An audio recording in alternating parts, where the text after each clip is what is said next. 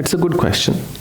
His question is it possible to channelize your suppressed emotions or energy or negativity into something more creative, something more positive, rather than doling out your anger and so on?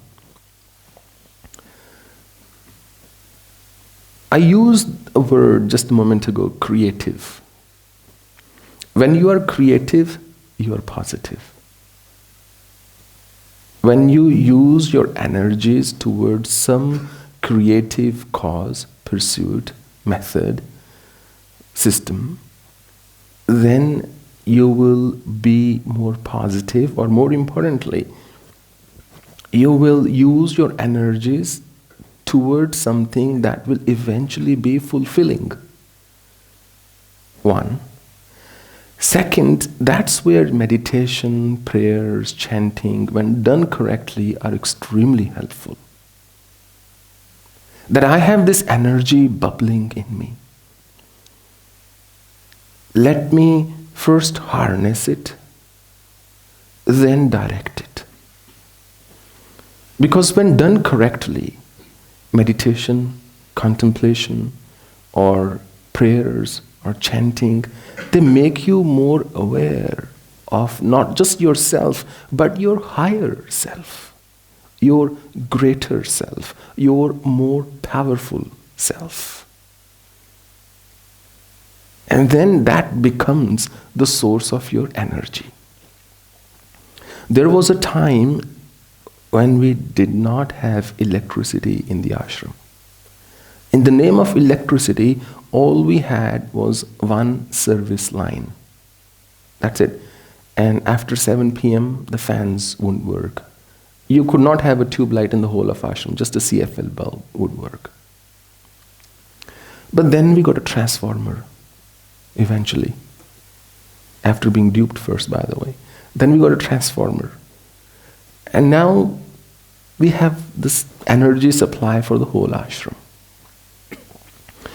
When you keep drawing your energy from your base mind, you are on a service line. At times it will work, most times it won't work. But when you connect yourself with a grid, now you have plenty of energy. You can light up the whole world. Certainly your world, even if not the world. That's where meditation makes you aware of yourself. If you just engaged in a social cause, it may be fulfilling. It will definitely bring some wisdom, some insight, but it won't necessarily make you aware of your higher self. As long as you're enjoying being in that cause, you will find it good. When that is not the case, once again you will feel down and sad or bad and so on. But if you choose to meditate when you are well and happy, that's the time to meditate, by the way. Not when you're down and depressed.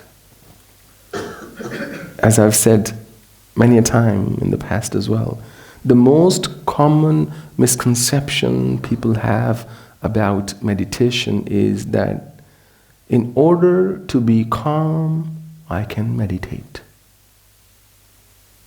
You can only meditate if you're calm already, which then makes you calmer when you go out and operate in the world. So it's catch-22. One fuels the other, one complements the other. And that's the only way that I know of to use your energies towards something positive. Sometimes in some people's lives, some big stuff happens, which is not always nice. Disease in the family or something. Suddenly, some people become bitter, but many, their negativity just takes a back seat. They get so busy appreciating life. They get busy fixing things around them that they don't have time to feel negative anymore. Which basically means something has drawn their energy. Is concentrating on silence a state of thoughtlessness which you should hold for a longer duration? Concentration is an act, always. When you attain a state of concentration, after a while, it transforms into something like meditation. Thoughtlessness is the latter stage. If you are holding on your concentration just fine, thoughtlessness will emerge. But thoughtlessness with awareness. And that's the difference. It will take effort. So in the beginning, yes, continue to build your concentration. I can only tell you people, from my own experience, believe me, the rewards of building your one-pointed concentration is beyond your imagination. Most sadhaks, what they do is when they start on the path of meditation, at first they're very attracted to different kinds of places. And I don't blame them, because in the beginning you need a very conducive environment to practice what you need to practice. When you do that, most sadhaks, they give up very quickly. They realize that it is very hard to sit and concentrate, and even a few hundred hours of concentration gives you this wave of bliss, which is almost a mini insight. And you then think, oh, everything is okay, I don't need to do anything more. But when you do that, you forget the basic law of nature. You will not know what's next unless you challenge yourself. To master any skill, you must challenge yourself to another level. If you don't do that, you will become complacent. If you become complacent, you may just slip into a comfort zone, and that becomes, okay, I'm happy this way. If you're happy this way, good for you. If you're not happy this way, then the way is waiting for you to be walked. And that requires effort. Meditating, good meditation, is not any simpler than any other skill we master. One time we had a Kathak dancer here.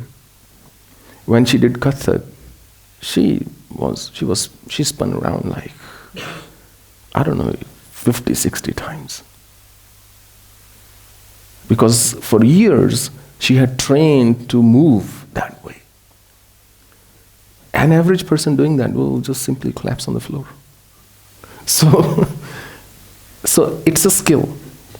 If you want to master, A, do not give up. Master will stop the moment you give up. B, find your routine that works for you. C, gradually build the intensity. Results will only come then. And D, maintain your quality. You will be just amazed, that's all I can say. It's like any other skill. When you acquire a skill, and I can only take the example of any musical instrument. First, when you start to play, it's just all very cacophonous. It's just, you cannot produce any good sound. And then you start to learn a bit about melody but then you encounter difficulties around technique. I would love to be able to move my hand there, but I cannot. I have to look at the guitar, I have to look at the keys of the piano, for example. And then you keep progressing, you keep practicing, you keep challenging, not keep doing the same thing that you did yesterday. You maintain that concentration that, I'm going to today try jumping 7 keys, for example. And then just when you think everything is done, then you learn about harmony. Oh, I can actually harmonize this. I can go through a certain chord progression, and I can do modulation. I can switch from one scale to another and so on. And it is endless. And when you think I can really play, pick any classical piece and you will know you cannot play it. Because in music, they say technique is the ability to play what you have in your head. If you have not developed your technique, you cannot play that. Similarly, in meditation, when you gain mastery, it is to be able to think the way you want to think, for how long you want to think, to maintain that focus. To be able to do what you want to do, you have to build that mastery, which requires what we call conscious or deliberate practice. Which means at all times during your practice, you are perfectly aware of what you are practicing. If it goes in an automatic mode, it's time to up the practice. Because automatic mode means your subconscious mind has taken over, it is no longer deliberate. If good meditation is investing, enjoying your meditation is spending. If you're just sitting there and you don't know where you are sitting and everything feels okay, you're just floating in some kind of space, you are having fun of something you've earned. You've learned to sit still and just be okay. But it's not going to take you further. If going further is something you care about.